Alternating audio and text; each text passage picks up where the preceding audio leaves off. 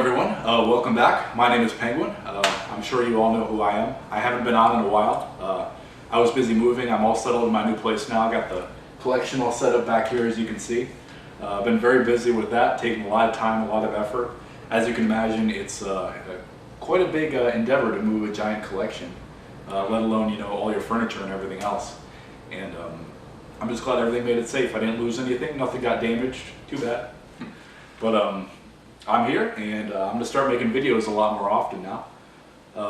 Over here is my buddy. I'll let him introduce himself to you. How you guys doing? My name's Enslaved from Nintendo Age. Some of you guys might know me from the site. A lot of YouTubers won't because I don't really post on YouTube.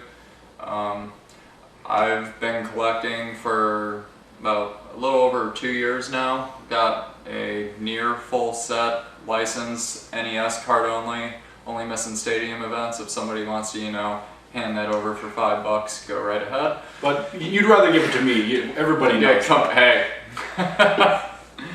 You can just throw it in the middle and have us fight for it. There we go. Cat fight.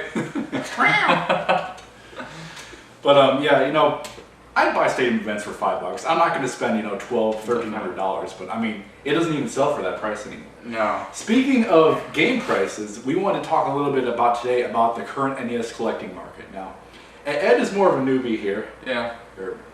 Well, newbie-ish. Next to some of the veteran collectors that have been in the game for about 10 years now. Even longer. Some of them have even been, collecting for, since the NES came out. I know several people that have been collecting, they bought out a lot of the NES stock back when it went on clearance back in the day.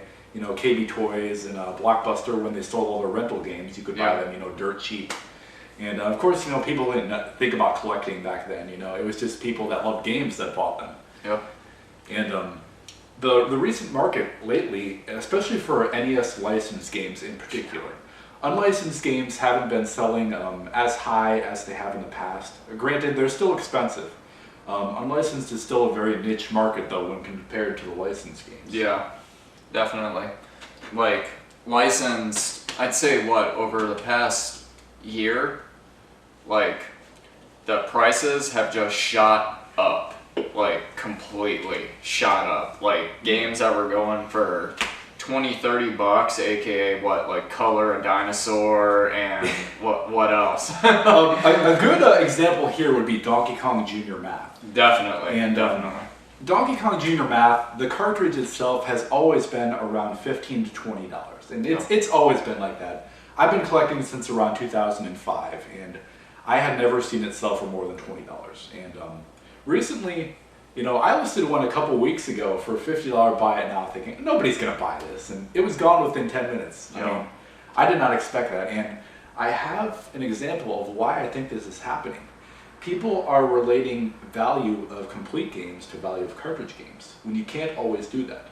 A lot of times with complete in-box NES games, CIB stands for either complete in-box or cartridge instructions box, as some people like to call it.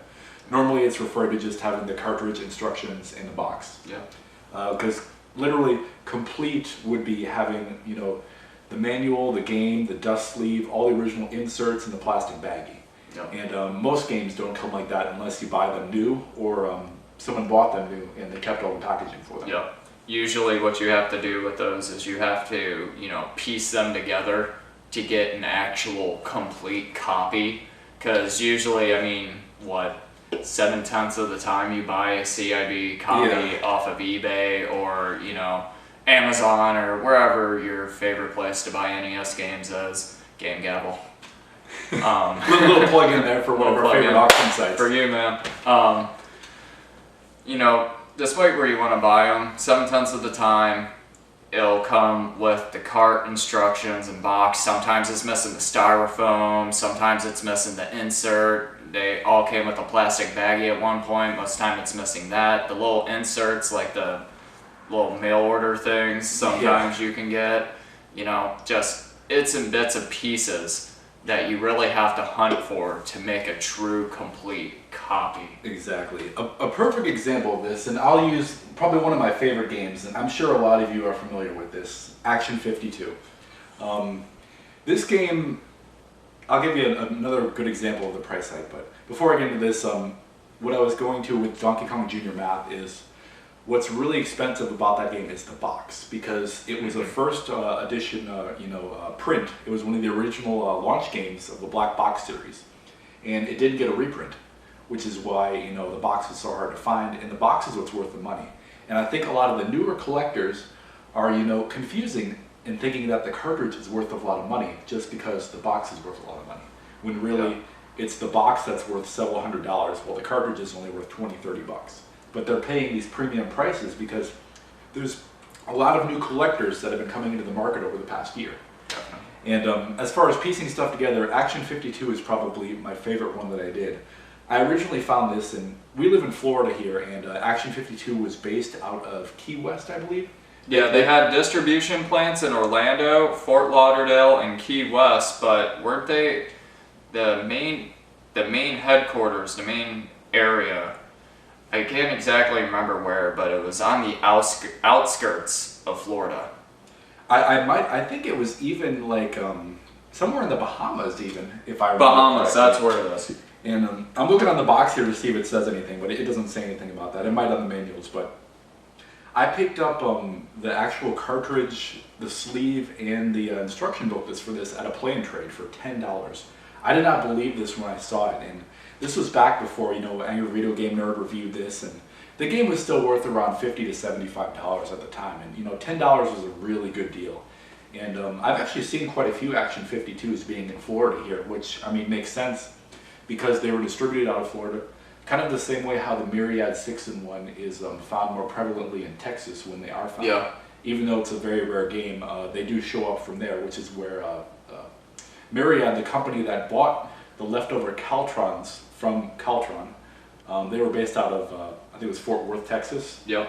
And which is why they're found over there. But as I was saying, I got the game, the manual, and the game sleeve for $10 at a play and trade.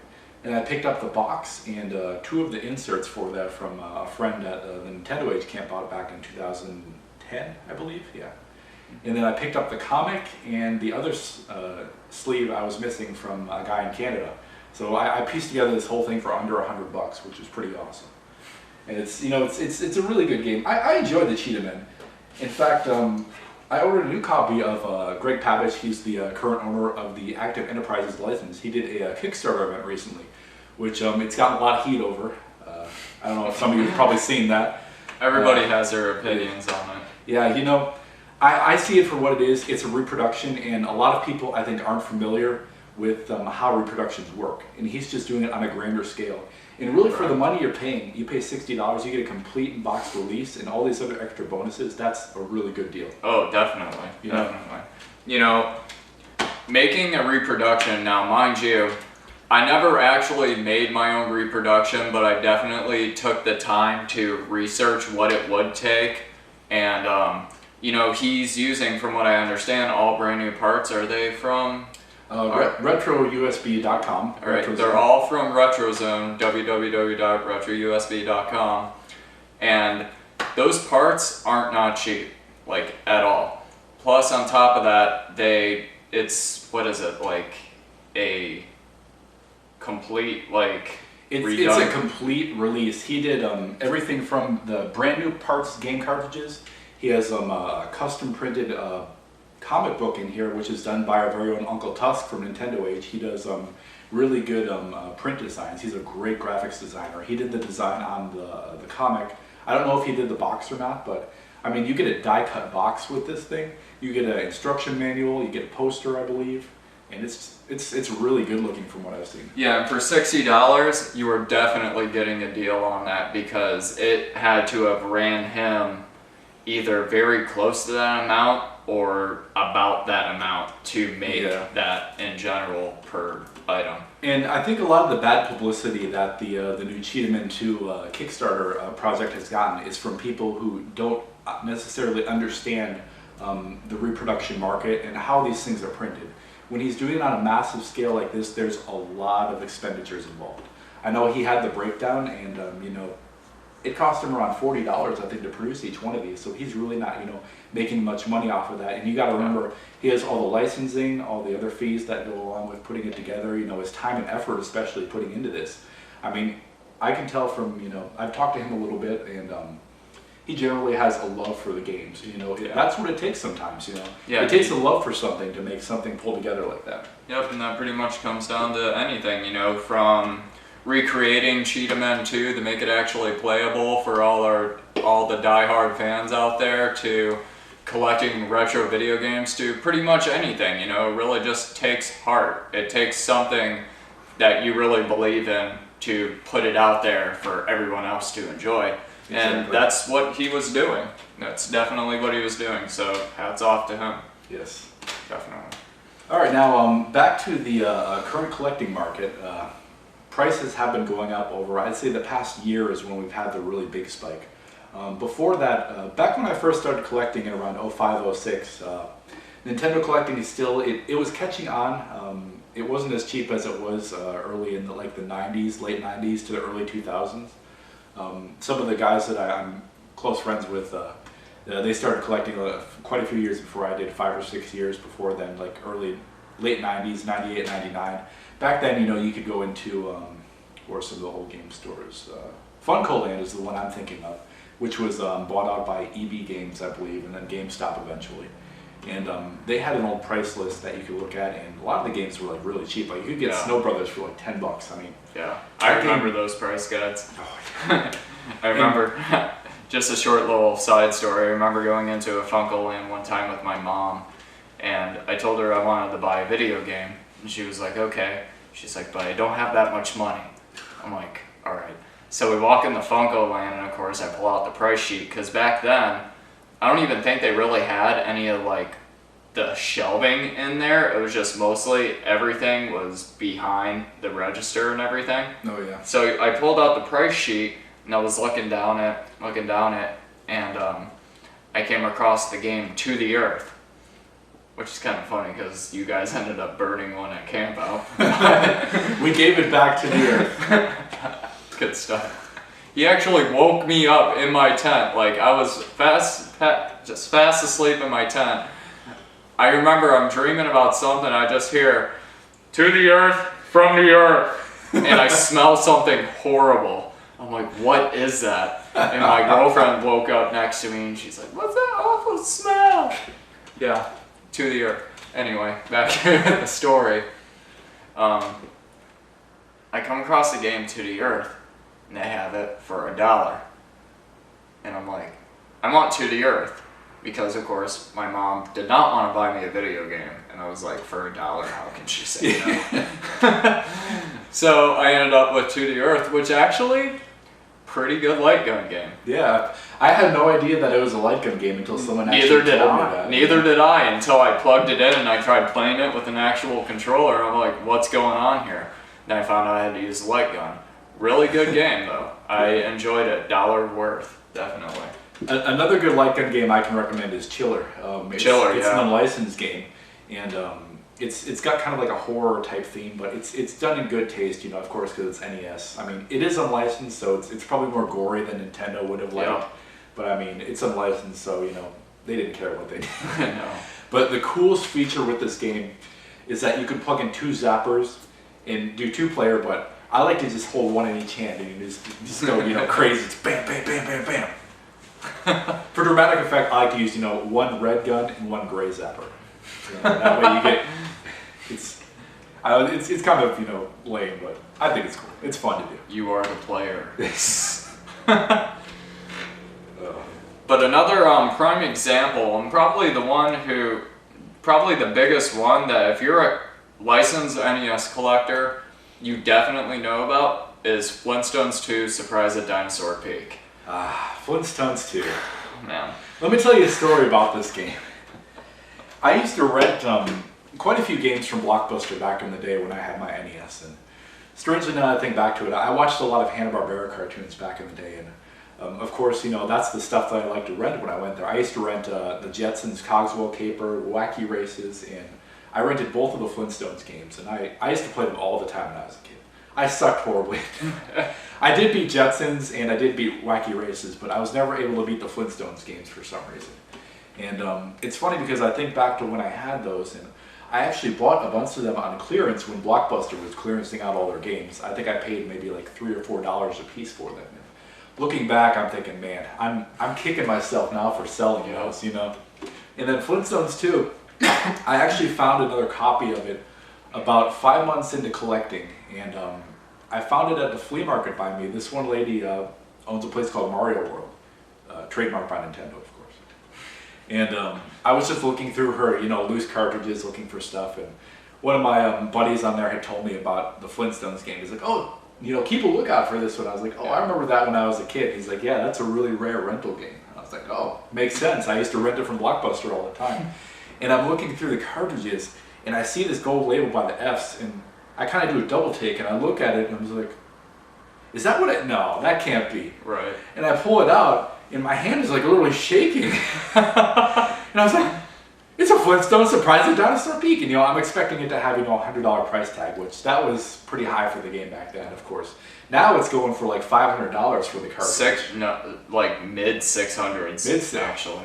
You see, I'm already getting out. I'm already getting out of date on prices. You know, I'm not even up to speed on this stuff anymore. I haven't been collecting as much as I used to this past year, and mainly because the prices have been crazy. And I tapped out all the resources around here in Florida. Yeah, all the resources in Florida, pretty much from Central Florida to like mid-South Florida, are pretty much ran down by you and me. Yeah, all the stuff is, you know, right here in your house too. It's at my house in up north in Florida, and it's here. But as I was saying, I looked out at the game and I expected to have a high price on it, and I look and it's got a $15 sticker, and you know, I'm trying to, you know, keep my composure here, and I was like, I'm holding on to this thing with like an iron grip. I mean, Mike Tyson couldn't have even pulled this thing from my hand.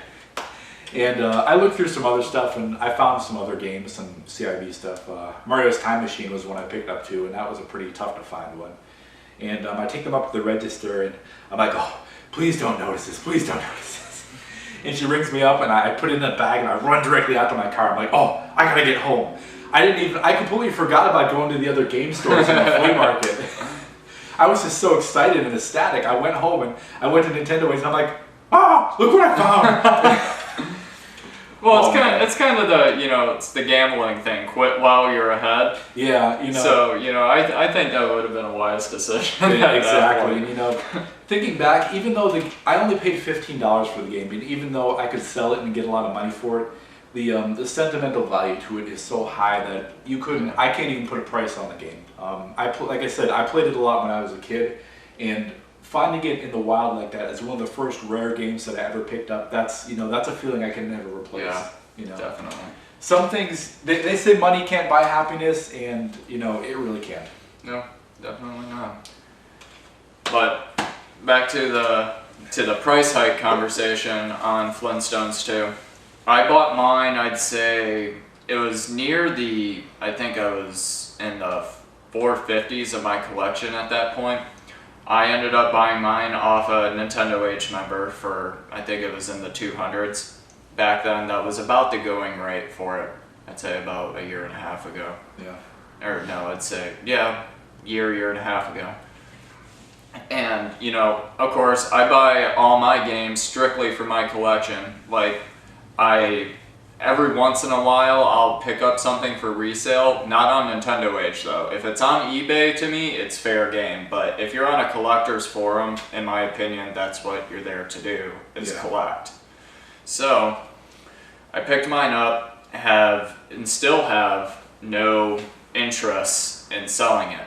But at the same token, when they started peaking up, like I wasn't even paying attention because, you know, every collector goes through this where, like you brought up before, you kind of just hit that slump at one point. Like you slow down on collecting because either one, you're just burnt out from collecting for a little bit, or two, other priorities in life take place, and you know, et cetera, et cetera.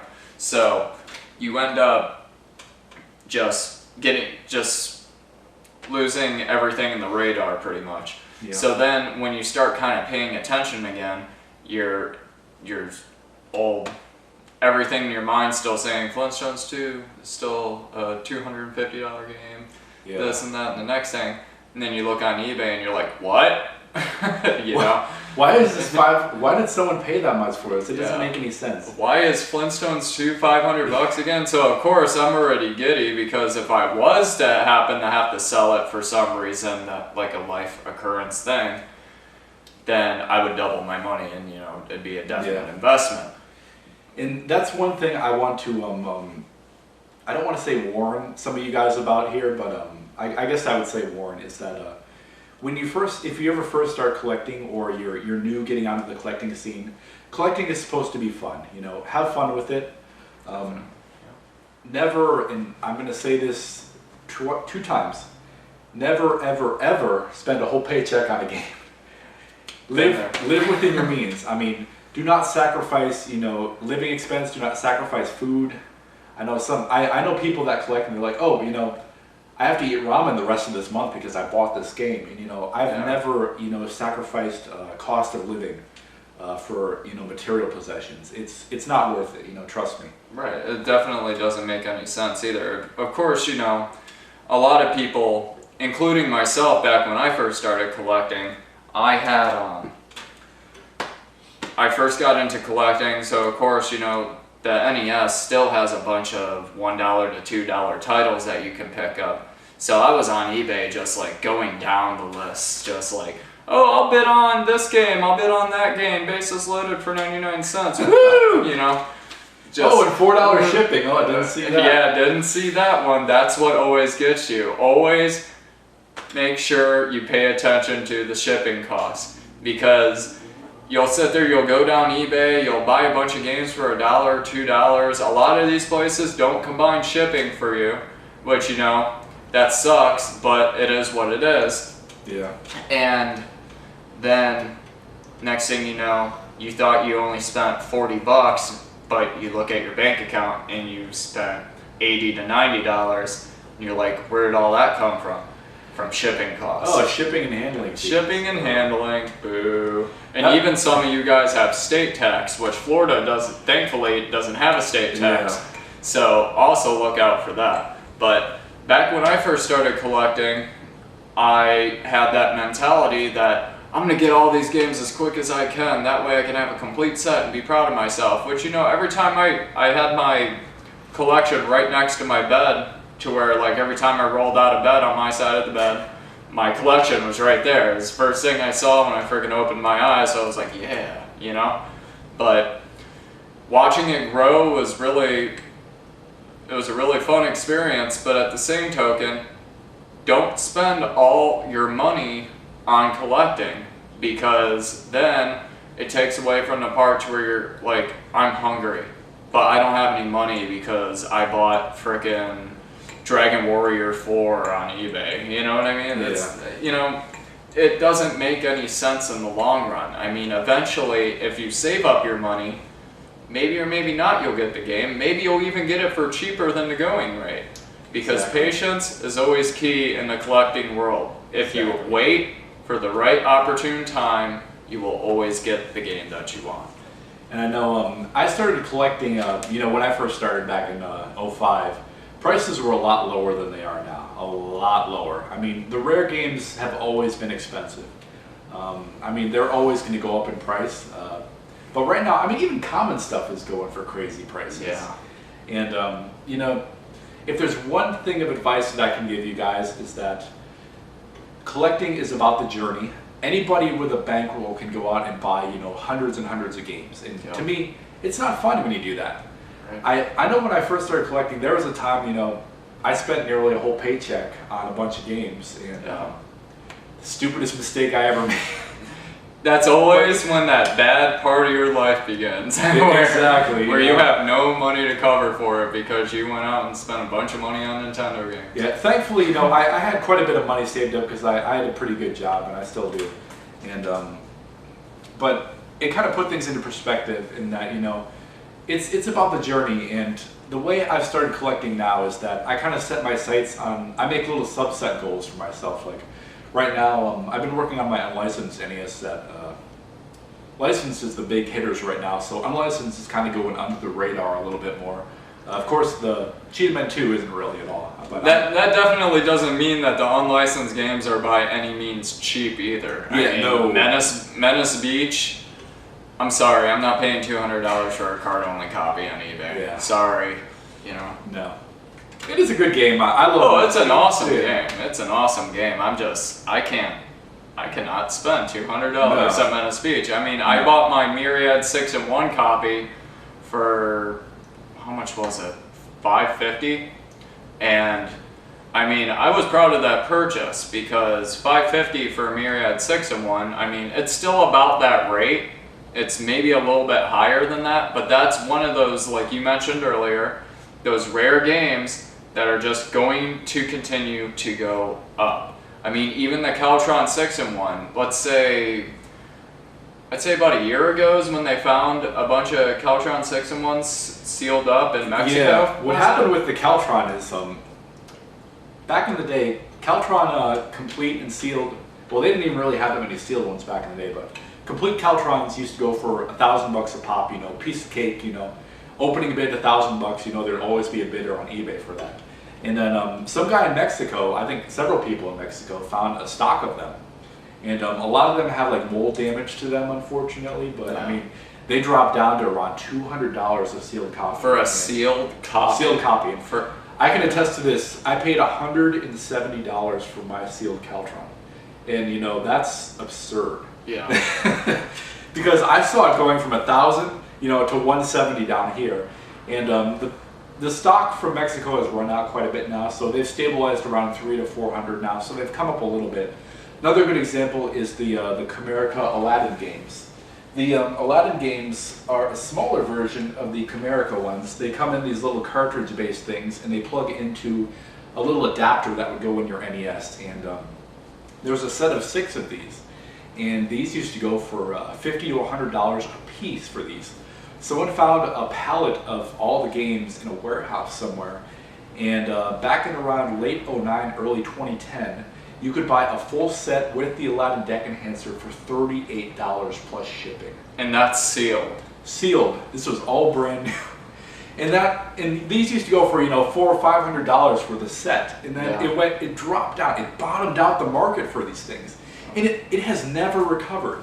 You can still get a set of these for around $100 to $150, which is nowhere it used to be, you know. Right. Some games will not see the prices that they saw before because people eventually saw that there were enough to go around. But there's also some games, like, which I believe the Caltron 6-in-1, which, yeah, there was a bunch of sealed copies found, but also keep this in mind, customs. Someone from the US buys a sealed game from Mexico. Now, throughout that whole escapade with the Caltron 6-in-1s, there were people from the US and Canada, or even maybe in Japan or wherever else in the world, that would buy these sealed games from Mexico, and then they'd get their game eventually, and customs opened it up to make sure there was no drugs or guns, you know, AK-47s in there, you know. Yeah. So a lot of those sealed copies didn't enter the hands of the buyers sealed. So therefore, the sealed demand for it kind of went back up. And, you know, the Caltrons have been seeing a pretty good spike in price lately. I was lucky enough to get my CIB copy off of the owner of Nintendo Age for a very good price. So I have my copy. And yours is one of the original release ones, not the Mexico one, right? Yeah, it was one of the original releases. It's complete. That's good. Totally complete. So I'm happy about that purchase. But I was collecting unlicensed NES after I near completed my license set.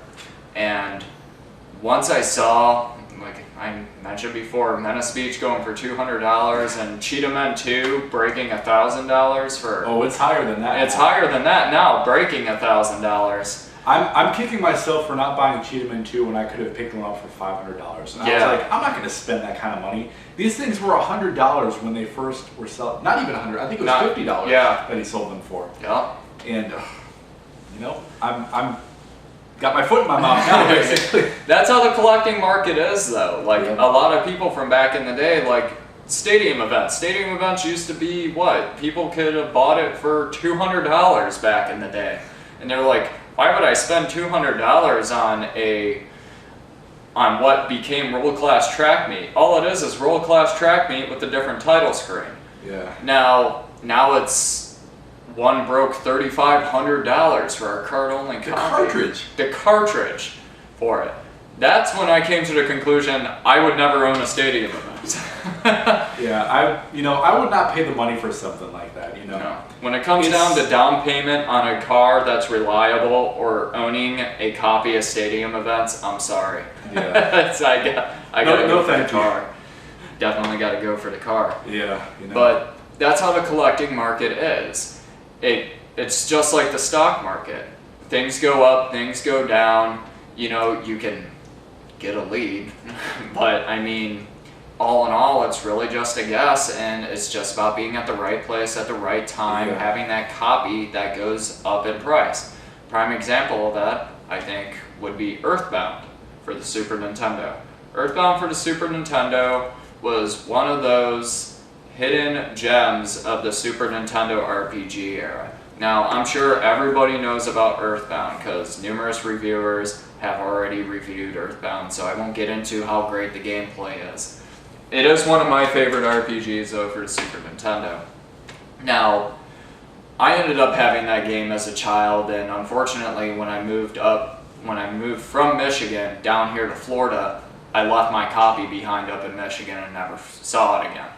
But once I got back into collecting, I went to go see how much an Earthbound cart was, and it was going for $65. And I was like, wow, I'm not going to pay $65 for it. I'm going to wait patiently and see if I can get one for, you know, a better reasonable price. Exactly. All of a sudden, Christmas time comes around. Christmas time is when everybody starts buying the crap out of everything. Everybody knows that. Santa Claus has got us on strings. Exactly.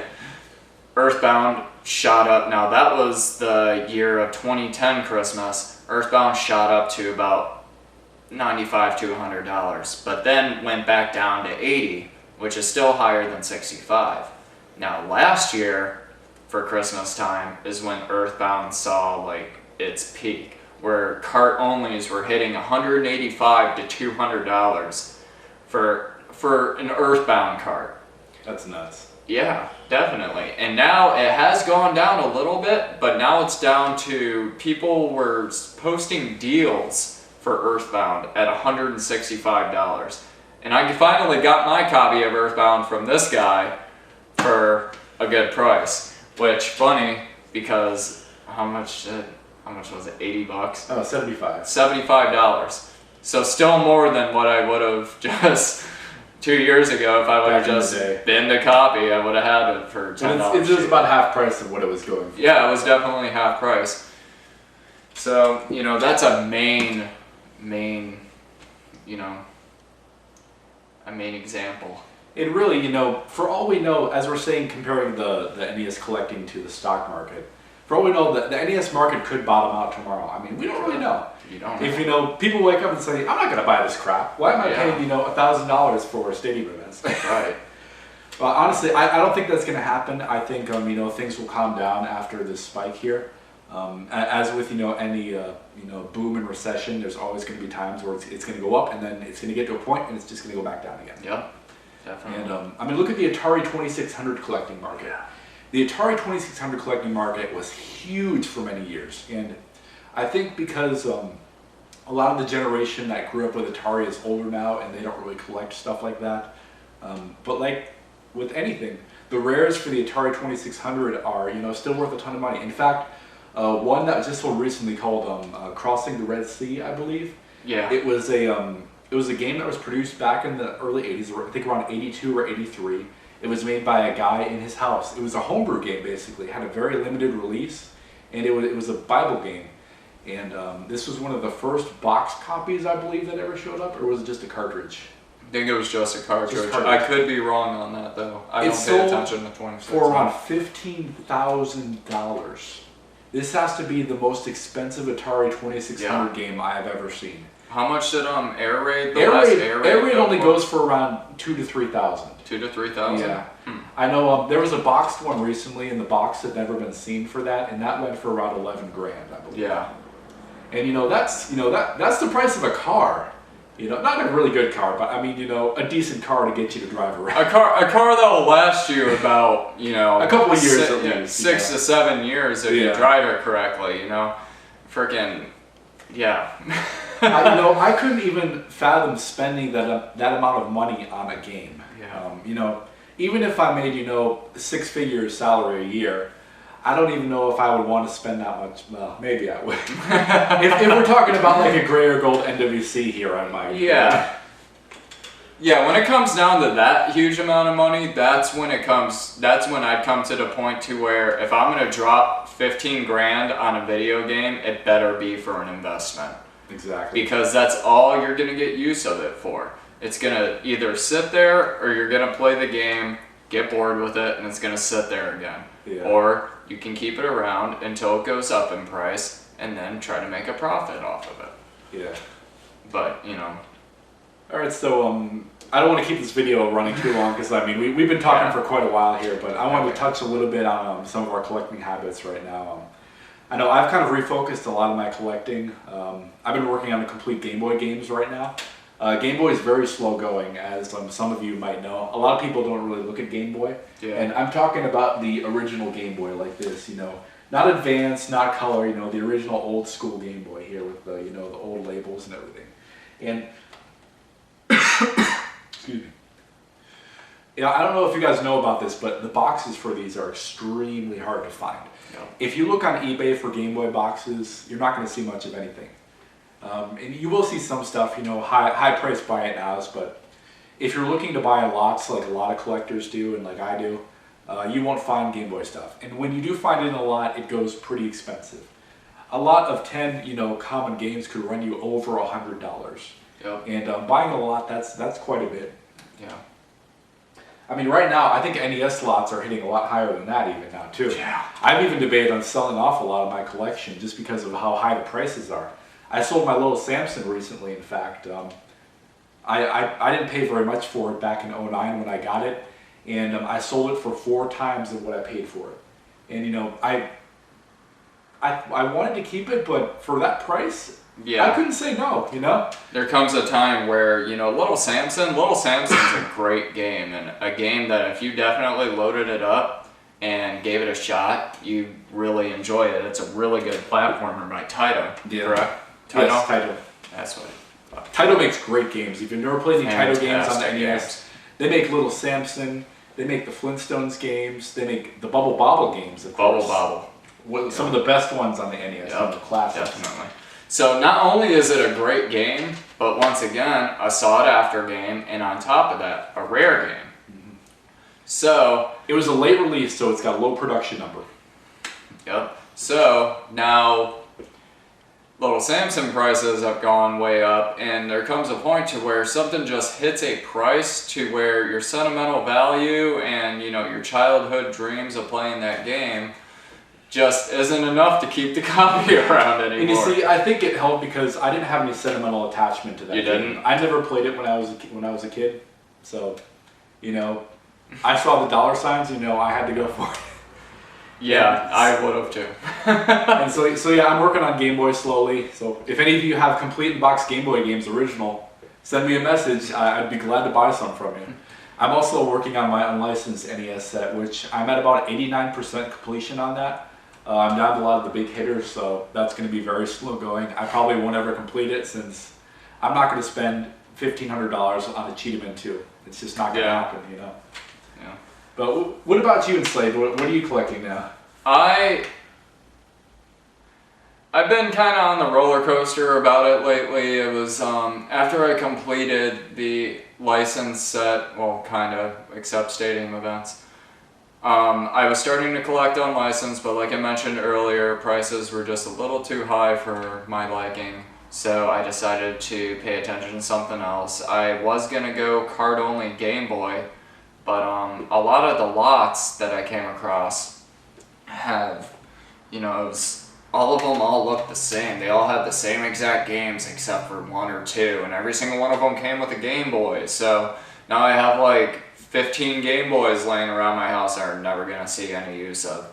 So I kind of laid off that for a little bit, kind of, reprioritized my life, and then decided I was going to go for PlayStation 1 long box games, which for those of you who don't know what the long box titles are, long box titles are the ones that came out when the PlayStation first saw its release. Now, I'm not too sure as to why they stopped making the long boxes, probably because the production cost, perhaps. They're just too big and they break too easily. Like, as you can see, the Saturn case, this is very similar to how the PS1 long box cases were.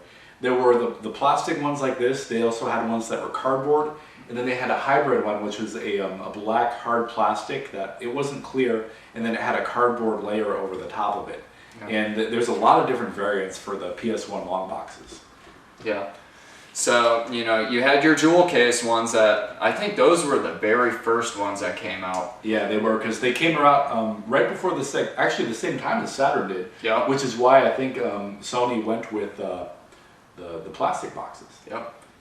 So, you had your jewel case ones, those broke pretty easily. And then they went to, some of them were the hybrid ones, and then most of them were the cardboard ones that came out. Most notably, I would think to that one is Doom for the PlayStation 1. The very first releases of Doom before the greatest hits were in the cardboard box. If you own a copy of Doom or owned a copy of Doom, odds are it was the long box copy. Now, I just decided today that I was going to start collecting them. And, I've already gotten quite a bit good deals on it. And, of course, just like in the collecting business, it's about who you know to get those really good deals. You really didn't waste any time about that. No, I saw you posted on Facebook when I was at work earlier, and I was like, oh, and he already got some deals when I got back here. I was like, well, I definitely, it was on my mind for a while. I thought about that probably for a couple months before I decided that I was going to go with PS1 long box. Because, the PlayStation, just like, I was born in '88, so by the time I actually got into the renting market, like at Blockbuster or Video Giant or wherever, the Super Nintendo was the one that was abrupt. So, I had my fun with Super Nintendo, but then once I actually got into like 10, 11 years old, that's when the PlayStation started getting big. And so a lot of my renting experience was either with Super Nintendo or PlayStation. yeah. So my dad ended up buying a PlayStation near its release date, and I, had a lot of time with the PlayStation. So the long boxes, we had quite a few of those. So I always remembered, like, you and I, a year and a half ago, being in a flea market in Orlando. Yeah. And I was just talking to him about, man, I really want a copy of Doom again. That was a really good game. And all of a sudden, him and I go into one of these new places I opened up in the flea market, and they had 2 copies of Doom. I got one, and he got one. And ironically enough, the guy that owned the place was a Nintendo Age member. Yep. And, it goes to show, you never know when you're going to run into somebody, We're all around. we're like an STD. We kind of, infiltrate the crevices of the earth. Can't kick us out. But there's one thing I can say about collecting is I've made a lot of really good friends. Like Enslaved here. I hang out with him quite a bit. We have a good time. Playing games and hanging out, and it's fun to make friends. And collecting is something that you can relate to. And there's a lot of nostalgia, thinking back to your childhood. Yeah. And like I said, I say this all the time, but if you haven't checked it out, check out NintendoAge.com. If you're a gamer, you're a collector, you love Nintendo games, check it out. We're mainly a collecting forum, and there's a lot of good discussion on there, a lot of good information, And a lot of friends that you can make. So, so I hope you guys enjoyed this video. Thanks for tuning in again. I've been gone quite a while, but I'm looking forward to making new videos again. Definitely going to do a collection update again here soon, so look forward to that. Thanks for watching. I'll talk to you guys later. Bye. Have a good one, guys.